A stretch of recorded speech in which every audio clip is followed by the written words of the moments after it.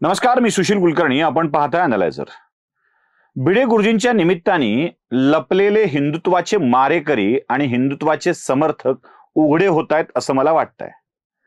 भिडे गुरुजींनी महात्मा गांधींच्या विषयी लिहिलेल्या एका पुस्तकातील एक उतारा आपल्या धारकऱ्याला वाचून दाखवायला काय लावला आणि त्यावरून भिडे राष्ट्रद्रोही सिद्ध झाले.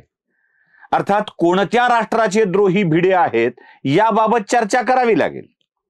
म्हणजे राष्ट्राची व्याख्या प्रत्येकाने आपापल्या मनाप्रमाणे करून ठेवली की कोणालाही राष्ट्रभक्त आणि राष्ट्रद्रोही सिद्ध करता येतं. कोणीतरी कुठल्या तरी एका पुस्तकात एक वादग्रस्त विधान लिहावं आणि भिडेंनी त्याचा मराठी अनुवाद वाचून दाखवायला लावावा, यावरून बराच गैजब या देशामध्ये माजू शकतो. माझं तर मत आहे की ज्यांना भिडे फ्रॉड वाटतायत, ज्यांना गुरुजी गुरुजी नाही असं वाटतंय, ज्यांना गुरुजी विकृत वाटतायत, त्यांनी गुरुजींनी केलेल्या विधानावर एवढा अकांड तांडव करण्याची गरज काय आहे? काय झालंय, पृथ्वीराज चव्हाणांनी विधानसभेत बोलताना यथेच्छ तोंडसुख घेतलंय. बरं, पृथ्वीराज चव्हाणांचा भिडेंच्या वरती राग का हा प्रश्न जेव्हा समोर येतो तेव्हा सातारा, सांगली आणि कोल्हापूर जिल्ह्याच्या राजकारणामध्ये ज्या तरुणांचं योगदान महत्वाचं असतं त्या तरुणांचा पाठिंबा भिडे गुरुजींना आहे आणि भिडे गुरुजी पृथ्वीराज चव्हाणांना समर्थन करत नाहीत, हा राग पृथ्वीराज चव्हाणांच्या मनामध्ये कदाचित असावा. काय असेल ते बाबा जाणो. म्हणून त्यांना भिडे गुरुजी असल्याची शंका आहे. महिमा मंडन केलं जात आहे असं पृथ्वीराज चव्हाणांना वाटतं. हा फ्रॉड माणूस आहे असं पृथ्वीराज चव्हाण म्हणतात. जरा ऐकूया. महिमा मंडन कोणी करू नये. प्रकाश आंबेडकरांच्या बाबतीत बोलताना सांगितलं की आता आपण काय करताय, जेव्हा त्या माणसाला आपण गुरुजी वगैरे म्हणताय, काही पुरावा आहे का आपल्याकडे? गुरुजी म्हणायला मला काय हरकत नाही, पुरावा आहे का? ऐकलत? बरं, पृथ्वीराज चव्हाणांना भिडे गुरुजी गुरुजी होते की नाही अशी शंका असेल. काय आहे, जिथे पिकतं तिथे विकत नाही म्हणतात. त्यामुळं सातारा, सांगली परिसरात राहणाऱ्या भिडे गुरुजींच्या विषयी मोठेपणा पृथ्वीराज चव्हाणांना काय ठाऊक असणार. जरा लातूरकडे जा बघा, नजर टाका आदरणीय पृथ्वीराज बाबा चव्हाण. लातूरच्या दयानंद विज्ञान महाविद्यालयामध्ये मास्टर्स डिग्री मिळवलेल्या संभाजी भिडेंनी संभाजी भिडे याच नावाने प्राध्यापकी केलेली आहे. जेव्हा या दयानंद महाविद्यालयातील सगळ्याच प्राध्यापकांना एकाच वेळेला 60 ते 70 या कालावधीमध्ये काढून टाकण्यात आलं होतं, तेव्हा हेच भिडे गुरुजी पुरणमल लाहोटी शासकीय तंत्रनिकेतन विद्यालयामध्ये शिकवायला होते प्राध्यापक म्हणून. लोकमान्य टिळकांनी स्थापन केलेल्या वायर गिरणीच्याच एका क्वार्टरमध्ये गुरुजी 10 बाय 10च्या खोलीत राहत होते. सूर्यकांत वैद्य यांच्या खानावळीत जेवत होते. माहिती म्हणून सांगतोय, गुरुजी प्राध्यापक होते की नाही हे कळण्यासाठी माझ्या या विधानाची कुठूनही आपण खातरजमा करून घेऊ शकता. दयानंद विज्ञान महाविद्यालयाचे माजी प्राचार्य विभाकर मिरजकर याबाबतची माहिती देऊ शकतील, किंवा लातूरमध्ये असलेले सुहास कल्याणी जे आता रंगाचे व्यापारी आहेत, त्यांच्या वडिलांना भिडे गुरुजींनी शिकवलेलं आहे हे सुहास कल्याणींच्याकडून आपण कन्फर्म करून घेऊ शकता. या ज्यांना फ्रॉड वाटतायत त्यांच्यासाठीची ही माहिती. पुढे जरा जयंत पाटलांच्याकडे जाऊ. या जयंत पाटलांना सुखदुःखात भिडे गुरुजी हवे असतात, पण भिडेंना गुरुजी म्हणताना स्वाभाविकपणे जयंत पाटील भिडे गुरुजी म्हणून जातात आणि मग मात्र पृथ्वीराज चव्हाणांच्याकडे बघून दुरुस्ती करतात. त्यासोबत भिडेंच्या आडनावाविषयी बोलतात आणि एक खोटी माहिती पण देतात. जरा बघून घ्या. अध्यक्ष महोदय, भिडे गुरुजींना गुरुजी ते म्हणतात त्यांच्या व्याख्येने मनोहर कुलकर्णी, मनोहर भिडे हे महात्मा गांधींचा अवमान करतात. त्यांना पुढे गाडी मागे गाडी सरकारचं प्रोटेक्शन आहे. सरकारच्या प्रोटेक्शन आपण चौकशी करा. आमच्या माहितीप्रमाणे जर प्रोटेक्शन असेल तर ते आपण काढणार का? कारण बघितलं, जयंत पाटलांनी दिलेली धादांत खोटी माहिती म्हणजे भिडे गुरुजींना पोलीस संरक्षण आहे. धादांत खोटी माहिती. मागे गाडी पुढे गाडी असं संरक्षण आहे. आणि जयंत पाटील महाराष्ट्राच्या गृहमंत्र्यांना सांगतायत आहे संरक्षण, बघा जरा तुम्ही खात्री करून घ्या. महाराष्ट्राचे गृहमंत्री याला उडवून लावतात. असं संरक्षण नाही आणि खरंच ते नसतं.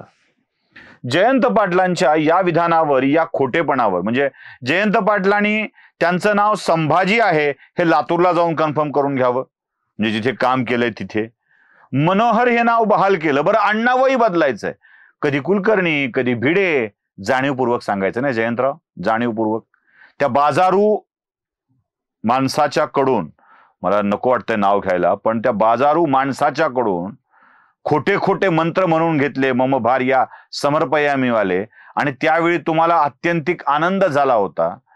तुम्ही ब्राह्मणांच्या विरोधात, ब्राह्मणांची सून चालते, ब्राह्मणांच्या विरोधात बोलताना मात्र राजकारणात नको असतात, समाजकारणात नको असतात. जयंतराव, हा दुहेरी वागणं बरं नवं.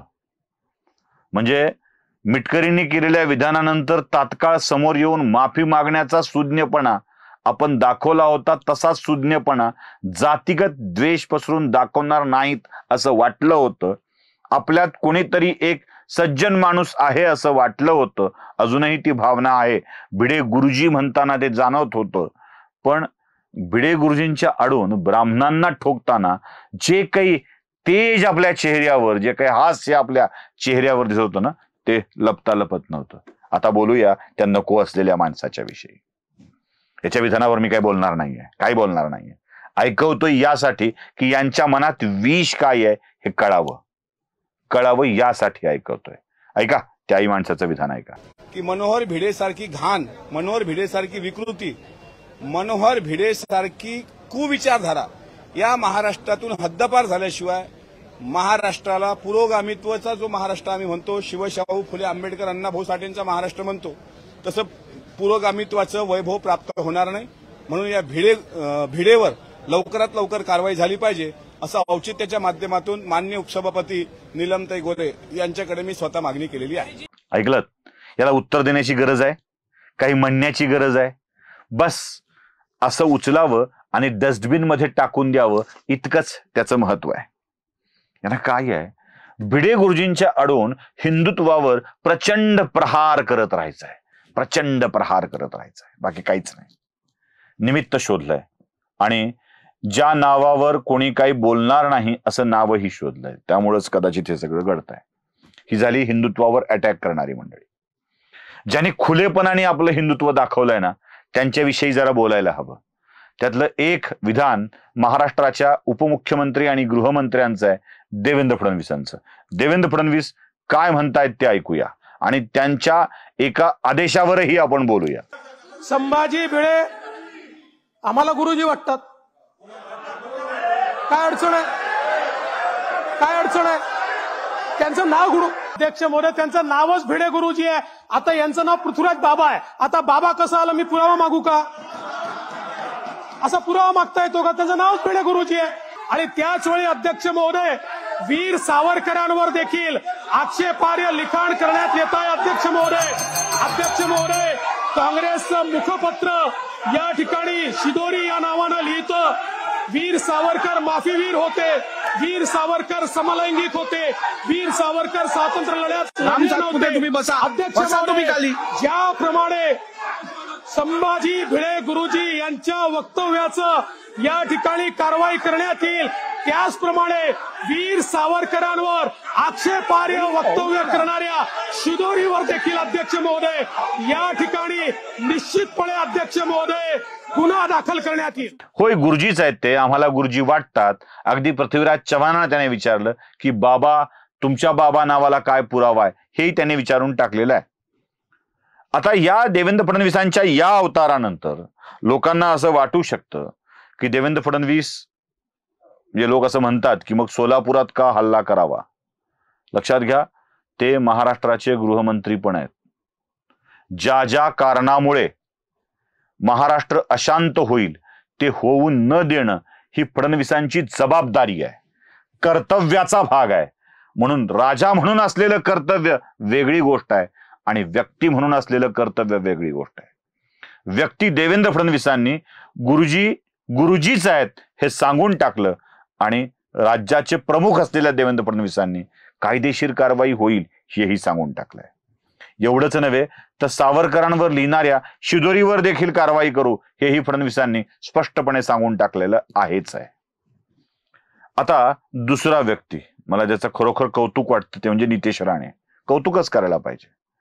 म्हणजे नितेश राणे आणि राणे परिवार ज्या ज्या विचारधारेत असतो तिथे तिथे बिनधास्त बिनदिक्कतपणे त्या विचारधारेच्या मागे उभं राहण्याचं त्यांचं जो गुण आहे तो बघितला पाहिजे. त्याचं कौतुक केलंच पाहिजे. माणसांचे विचार बदलत असतात. राणेंचे आधीचे बदलले, आताचे आहेत, आता हिंदुत्वाचे आहेत. त्यांनी मग जाना पाकिस्तान असं खडसावून सांगून टाकलं. बघा एकदा. अध्यक्ष महोदय, वंदे मातरम म्हणायचं नाहीये, पण जिल्ह्यामध्ये सर तन से जुदा म्हणणाऱ्या घोषणा द्यायच्या आहेत. औरंगजेब तुम्हारा बाप आहे म्हणणाऱ्या घोषणा द्यायच्या आणि राज्याचं वातावरण खराब करायचं. अध्यक्ष महोदय, आमची ह्या निमित्ताने हे अध्यक्ष महोदय आलमगीर औरंगजेब हे लोकांना शिवरायांच्या राज्यामध्ये राहण्याचा अधिकार नाही. अध्यक्ष महोदय, असं तर निघून जाणं पाकिस्तानमध्ये कशाला राहता इथे. नितेश राणेजी निवडून येतं आणि इथे धिंगाणा.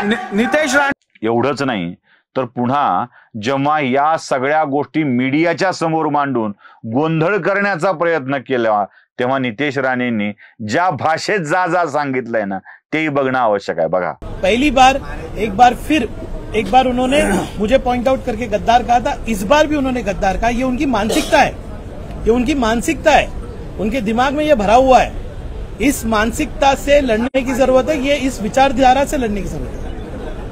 ठीक है, चलो प्रदीप ले ले. तुमने कहा नहीं क्या? कहा कि नहीं खाली बोलिए. और क्या करेंगे चलो आता. बघितलं. हे सगळं बघितल्यावर हिंदुत्वावर हल्ला करणारे आणि हिंदुत्वाच्या बाजूनं उभे राहणारे नक्की कोण हे आपल्याला स्पष्ट होऊन जातं. आपणही या गोष्टी ओळखाव्यात आणि हिंदुत्वाची बाजू अधिक भक्कमपणे मांडावी एवढीच साधी सरळ अपेक्षा आहे. धन्यवाद.